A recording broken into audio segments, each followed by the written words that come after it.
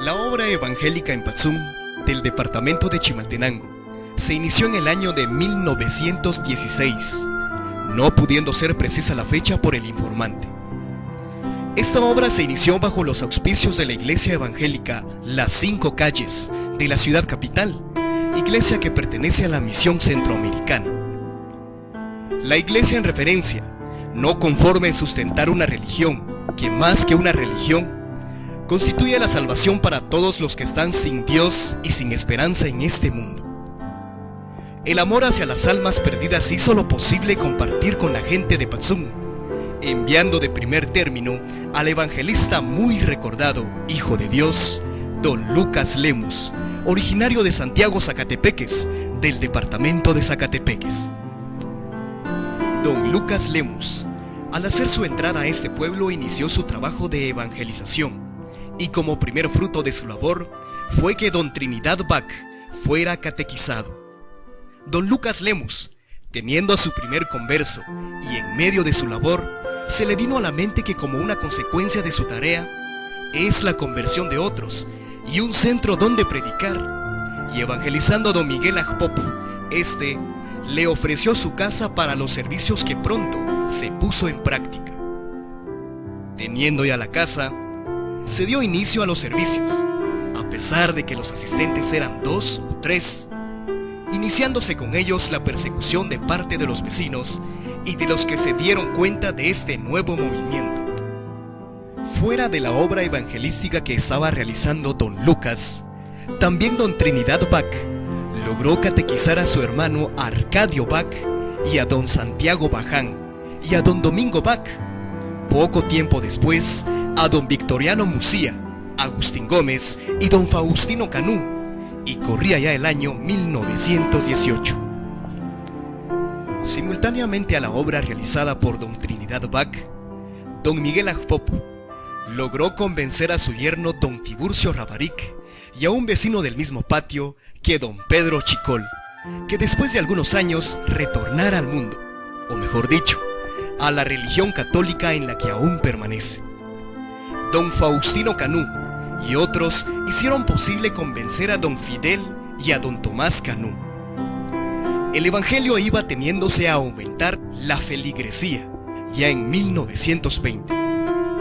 Se hicieron a la misma causa don Eusebio Queché, don Marcelino Shachbot y don Aparicio Yos.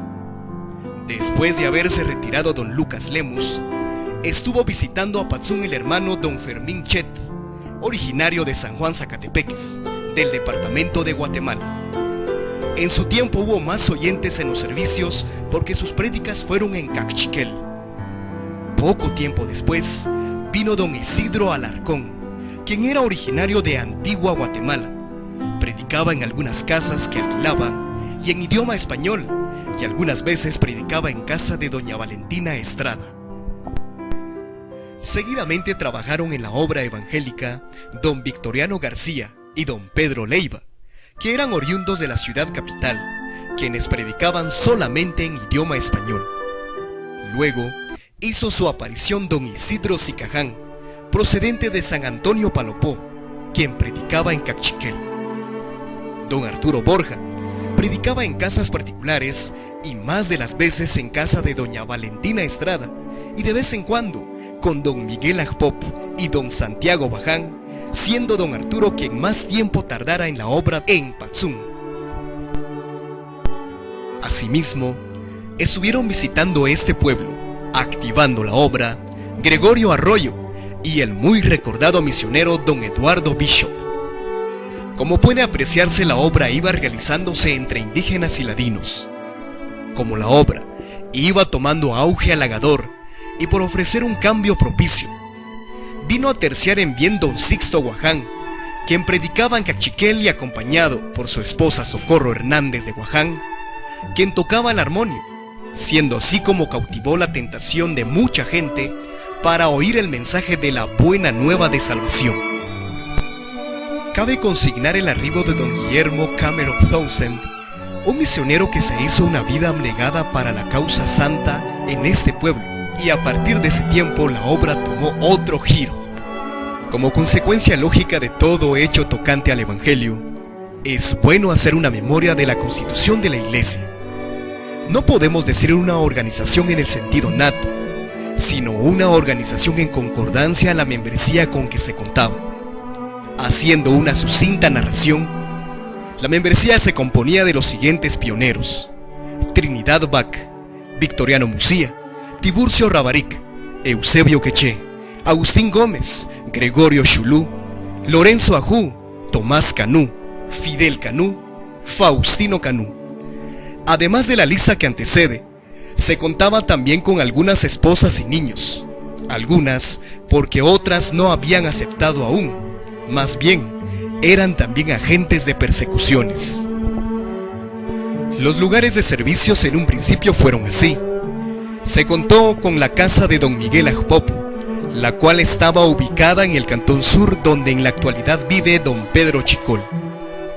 Después de algún tiempo, se abandonó la casa de don Miguel Agpop por conveniencia de la incipiente iglesia, trasladándose a la casa de don Santiago Baján para los servicios ordinarios. Dichos servicios eran exclusivamente para indígenas. Los ladinos tenían sus servicios eventuales cuando venía un predicador. Para estos servicios alquilaban casas a quienes espontáneamente les ofrecían, aunque con frecuencia en casa de doña Valentina Estrada. Era tanto el deseo de oír la palabra, que a estos servicios acudían también los indígenas que entendían también el español. Con los 10 miembros de la incipiente iglesia, se inició la magna obra física, que consistió en conseguir un sitio en propiedad para construir la capilla y la consolidación de la obra evangélica, semejantes e ingencias de entonces, que después de algunas diligencias se encontró un sitio en venta, pero muy grande.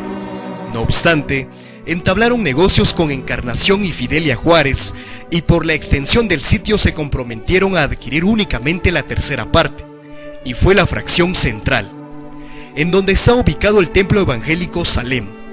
En cuanto al precio, ascendía a la orbitante cantidad de 6,000 pesos, cantidad que estaba fuera de sus alcances.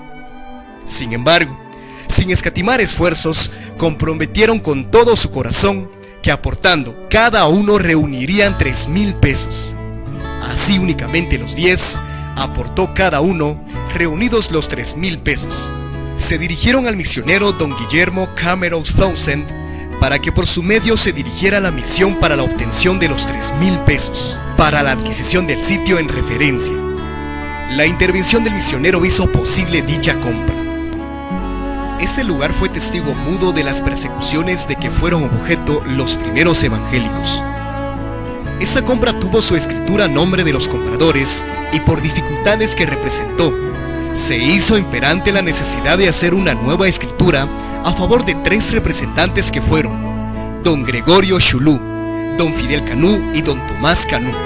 Esta propiedad fue necesario asegurarla, por lo que se trasladó a la Sociedad de Beneficencia, donde se depositara por muchos años, pero al clausurar sus actividades dicha institución, se hizo indispensable sacarla de allí. Luego se hicieron las gestiones para llevarla al Consejo General, que es el depositario actual.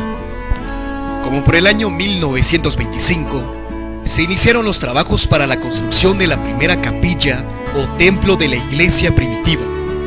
Después de muchos trabajos, muchos sacrificios, muchos desembolsos y reprimiendas sin cuento, se vio coronado los esfuerzos con la inauguración del primer templo en el año 1926.